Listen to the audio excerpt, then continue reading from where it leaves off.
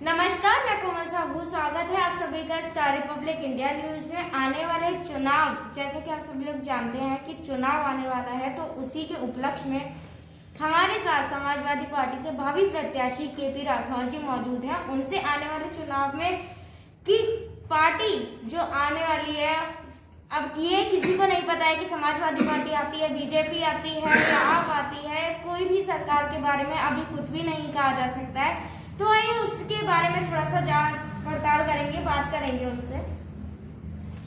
तो सर, जैसा कि आपको पता है कि जो चुनाव आने वाला है जी, तो चुनाव में आपकी सरकार आती है तो आप क्या करेंगे?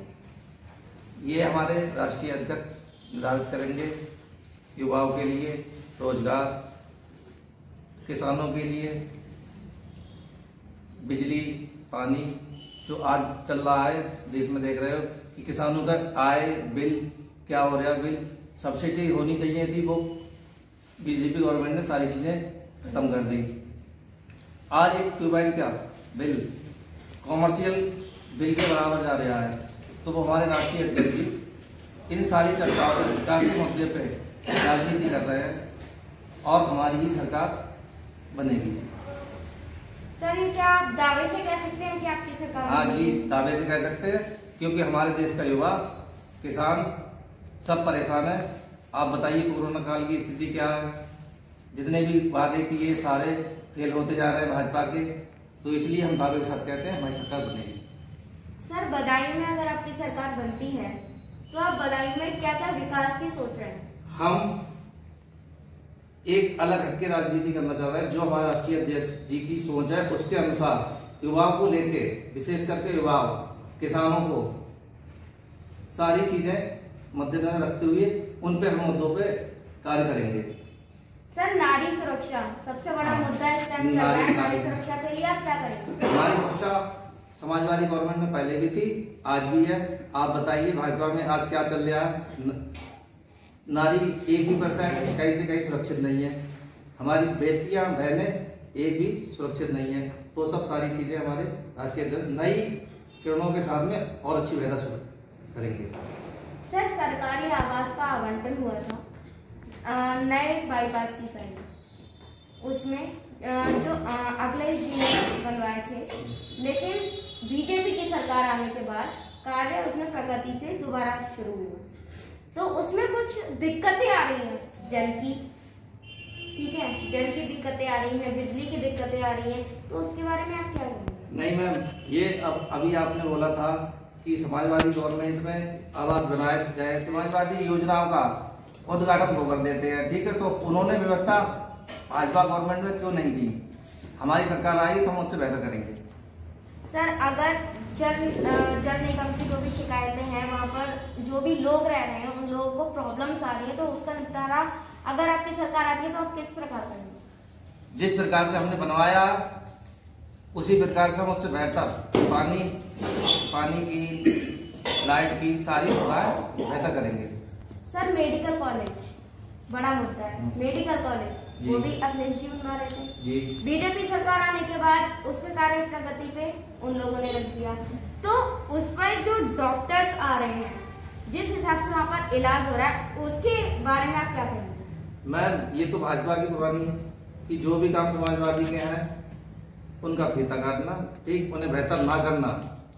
तो ये तो इस गवर्नमेंट के बताएंगे, सारे से नेता बताएंगे। हमारी गवर्नमेंट आई है तो हम स्वतः ही बता देंगे आपके लिए हम किस प्रकार से उसे आगे ले जाएंगे। अभी हमारे पूर्व सांसद धर्मेंद्र यादव जी ने ऑक्सीजन प्लांट का उद्घाटन किया, उस दिन भी बोले थे वो आएगा समय, हमारी सरकार आएगी तो हम इसे और ज्यादा पैरामेडिकल, सारी ट्रामा सेंटर, सारी चीजें वो करेंगे। सर, एक बहुत बड़ा मुद्दा है देश में, स्टेट में बेरोजगारी।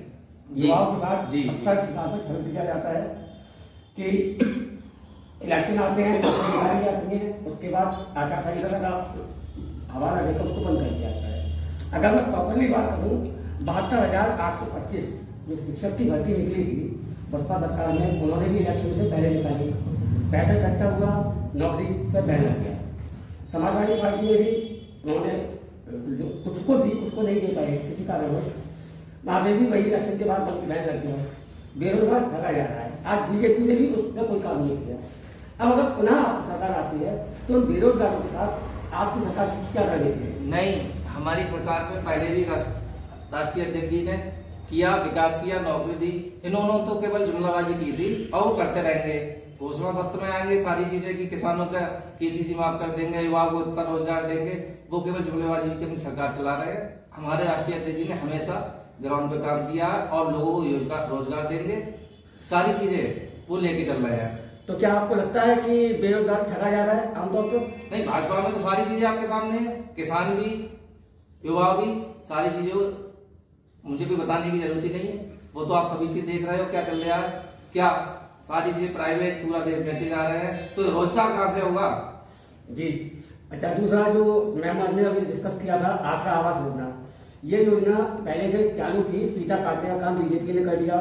जैसा आप भी बता रहे थे, मैं भी इस चीज को मानता हूँ, लेकिन उसके बावजूद आज जो वर्तमान में स्थिति है वहां पे भी गरीब आदमी पूरी तरीके ठगा जा रहा है। बिजली के नाम पर कनेक्शन हो रहा है, उसमें भी 200-200 रुपए के नाम पर रिश्वत भी आ रही है। नहीं, ये तो भाजपा कहती है भ्रष्टाचार तो सबसे ज्यादा भाजपा में ही है। तो इसमें आपकी तरफ से क्या रोकथाम होगी? ये तो हमारी सरकार आएगी तभी हम सारी चीजें राष्ट्रीय अध्यक्ष जी के अनुसार होंगी और इससे बेहतर होंगी। ना वो कभी जुमलेबाजी की है ना करेंगे। सरकार हमें बनानी है अपनी, युवा का साथ, किसानों का साथ और सबका साथ हमारा राष्ट्रीय अध्यक्ष जी करेंगे। जैसा कि आप देख रहे हैं कि केपी राठौर जी ने कैसे बताया कि वो भाजपा में होने वाली कमियों को किस तरीके से सुधारेंगे। हालांकि उन्होंने अभी कोई भी अपनी पार्टी आने के बाद जो भी वो करने वाले हैं, जो भी फ्यूचर्स प्लान्स बना रहे हैं, उसके बारे में वो नहीं बता रहे हैं। इसी के साथ मैं अपने कैमरामैन अजय के साथ कोमल साहू, स्टार रिपब्लिक इंडिया।